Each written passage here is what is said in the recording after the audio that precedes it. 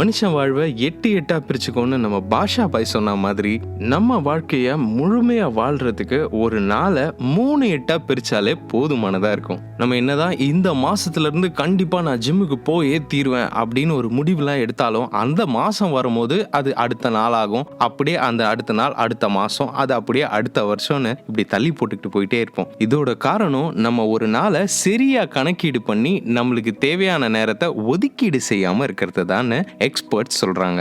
நம்ம வட்டாரத்திலே பார்த்திருப்போம், ஏன் நம்மளே கூட சொல்லியிருப்போம், என்னடா வாழ்க்கை இது, ஒரு நாளில் எனக்கு ஒர்க் அவுட் பண்ண கூட 1 மணி நேரம் கிடைக்கலையே அப்படின்னு சொல்லியிருப்போம். இல்ல உங்க காதலியோ உங்க மனைவியோ உங்க குழந்தைகளோ எங்க கூட டைமே ஸ்பெண்ட் பண்ண மாட்டீங்க அப்படின்னு உங்களுக்கு நிறைய கம்ப்ளைண்ட் பண்ணியிருப்பாங்க. இந்த மாதிரியான குற்றச்சாட்டுகள்ல இருந்தெல்லாம் தப்பிக்கிறதுக்கு உங்களால வெறும் 3 பிரிச்சுக்கிட்டாலே போதுமானதா இருக்கும். முதல் 8 உங்களோட வேலை, செய்யும் தொழிலே தெய்வம்னுவாங்க. அதனால ஒரு 8 மணி நேரத்தை நம்ம வேலைக்காக ஒதுக்கிடுவோம். அது ஒரு பிசினஸா இருக்கலாம், இல்ல இன்னொரு நிறுவனத்துக்காக நீங்க செய்யக்கூடிய வேலையா இருக்கலாம். அதுக்கு முதல் 8 ஒதுக்கி வச்சிருவோம். அடுத்ததா 2வது 8. இந்த 2வது 8 தூக்கம். தூக்கம் எவ்வளவு முக்கியமான விஷயம்னு நம்ம பல நலனை தேடி தகவல்களை பார்த்திருப்போம். தூக்கம் ஒரு மனுஷனோட ஆயுளை கூட்டக்கூடிய ஒரு அருமருந்துன்னு சொல்லலாம். நம்ம உடல் ஆரோக்கியத்தை அதிகமாக்கி நம்ம நாள் முழுக்க நம்மளுக்கு ஸ்ட்ரெஸ், இந்த வேலையால வந்த பலு, இது எல்லாத்தையும் குறைக்கக்கூடிய தூக்கத்துக்கு 2வது 8 கண்டிப்பா ஒதுக்கியே ஆகணும். இப்படி நம்ம வாழ்க்கைக்கு ரொம்ப அடிப்படையா தேவையான முக்கியமான 2 விஷயத்துக்கு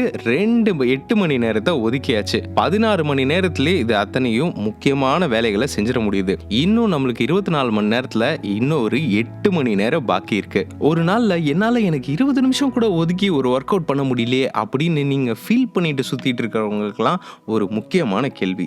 உங்க வாழ்க்கையில ஒரு நாள்ல 8 மணி நேரம் தூக்கத்துக்காகவும் 8 மணி நேரம் வேலைக்காகவும் செலவிட்டும் போதும் மிச்சம் 8 மணி நேரம் இருக்கு. இந்த 8 மணி நேரத்துல ஒரு 20 நிமிஷம் ஒதுக்கி கூடவா நம்மளால உடற்பயிற்சி செய்ய முடியல? 8 மணி நேரத்துல 20 நிமிஷம் கூட நம்மளுக்காக ஒதுக்கிக்க முடியலன்னா அதுக்கு பேரு செய்ய முடியலன்னு அர்த்தம் கிடையாது, செய்ய வேண்டான்னு நம்ம முடிவு எடுத்திருக்கிறதா அர்த்தமாகுது. ஒரு நாள்ல இந்த 3வது 8 மணி நேரத்தை நம்மளுக்கு பிடிச்ச விஷயம் ஏதாவது செய்யறதுக்காக பயன்படுத்தலாம். நம்ம வாழ்க்கை தரத்தை உயர்த்தக்கூடிய ஏதாவது வேலையை கத்துக்கிறதுக்காக பயன்படுத்தலாம். அப்படி எதுவுமே தோணலையா, நம்மளுக்கு பிடிச்சவங்க கூட நேரத்தை செலவிட்டு அவங்களோட பந்தத்தை அதிகமாக்கிக்கிறதுக்கு பயன்படுத்தலாம். இப்படி இவ்வளோ பயன் இருக்கு. ஒரு நாளையில நம்மளுக்கு இவ்வளோ நேரம் இருக்கு. இனிமே யாராவது வந்து உங்ககிட்ட எனக்கு பிடிச்ச விஷயத்த செய்யறதுக்கு நேரமே இல்லை அப்படின்னு சீன் போட்டாங்கன்னா இந்த 3-8 விஷயத்த அவங்களுக்கு சொல்லி கொடுங்க. உங்க நலனை தேடி நான் இன்பசேகரன்.